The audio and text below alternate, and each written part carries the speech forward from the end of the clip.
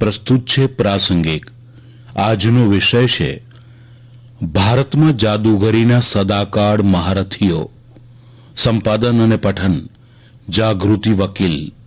ભારત જાદુ વિદ્યાની ભૂમિ તરીકે વિશ્વ સ્તરે પ્રખ્યાત છે. ગલીઓ અને મંચમાં જાદુ બતાવાતા જાદુ તરીકે ખ્યાતિ પામ્યા છે. આમ છતાં ભારતની કેટલીક જાદુની કરામતોને લોકોએ સપ્રેમ વધાવી લીધાની સાથે વિશ્વ સ્તરે તેને પ્રશંસા મળી છે. જેમાં rope trick, Indian basket trick, green mango mystery, Indian cups and ball અને ઉડતો વ્યક્તિ જગ વિખ્યાત છે. ભારતીય જાદુ અને જાદુગરોને ગલી મહોલ્લામાંથી બહાર લાવી પ્રોફેશનલ સ્તરના જાદુ અને તેથી પણ વધારે ભારતીય જાદુ કલાને વિશ્વમાં ઉચ્ચ સ્થાન અપાવવામાં કેટલાક નોંધપાત્ર ભારતીય જાદુગરોનું મહત્વનું યોગદાન રહ્યું છે. જાદુના આ મહારથીઓમાં મુખ્ય નામ તરીકે આપણે જાણીએ તો તે છે મોહમ્મદ છેલ, જેમનો જન્મ નિંગલા ગઢડા, ભાવનગર, ગુજરાતમાં થયેલો હતો અને તેઓ મૂળ તો ફકીર હતા. તેમના ગામમાં આવેલી એક જાણીતી દરગાહની સંભાળ તેઓ રાખતા હતા. તેમની પાસે કુદરતી શક્તિઓ હોવાનું કહેવાય છે. એવા જ મહાન જાદુગર પી.સી. સોરકાર, જેમની આજે જન્મદિન છે. 23/2/1913ના અશેકપુર તાંગીલ જિલ્લો બંગાળ, જેને હાલનું બાંગ્લાદેશ કહેવાય છે, ત્યાં તેમનો જન્મ થયો હતો. બંગાળી મૂળના પી.સી. સોરકારનું મૂળ નામ પ્રોતુલ ચંદ્ર સોરકાર હતું. તેઓ 1950 અને 1960ના દાયકામાં આંતરરાષ્ટ્રીય સ્તરે સક્રિય હતા. તેમની ખૂબ જાણીતી જાદુ કલામાં ઇન્દ્રજાલનો સમાવેશ થાય છે.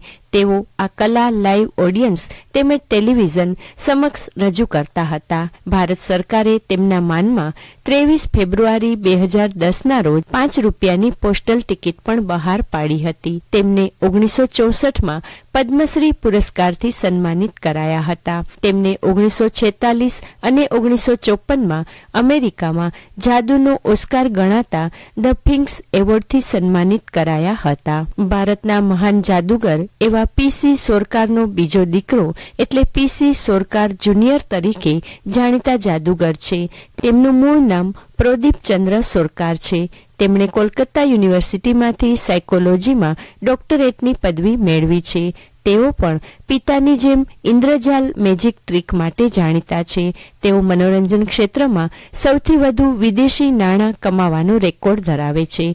તેમના પ્રખ્યાત જાદુમાં તાજમહેલ, ઇન્દોર, અમૃતસર એક્સપ્રેસને ગાયબ કરી દેવાની કલાનો સમાવેશ થાય છે. એવા જ બીજા જાદુગર પ્રોફેસર વઝાકુન્નમ, જેમનો જન્મ કેરળમાં થયો હતો. તેમણે કેરળમાં જાદુ કલાને નવી પરિભાષા, દિશા અને દ્રષ્ટિ આપી હતી. તેમણે જાદુને કલાનું સન્માન અપાવ્યું હતું. તેમની કયો થુક્કમની કલા પણ ખૂબ જાણીતી છે. આ ઉપરાંત તેઓ કપ્સ, બોલ અને ચપ્પુનો ઉપયોગ કરીને પણ જાદુ કરતા હતા. તેમના જીવન પર એક દસ્તાવેજી ચિત્ર પણ બન્યું છે. જાદુગરીના સદાકાળ મહારથી એવા કે લાલનું નામ કેમ ભૂલાય? તેઓ ગુજરાતના બગસરામાં જન્મ્યા હતા. તે કેલાલ તરીકે વિશ્વભરમાં ગુજરાતનું નામ રોશન કર્યું હતું.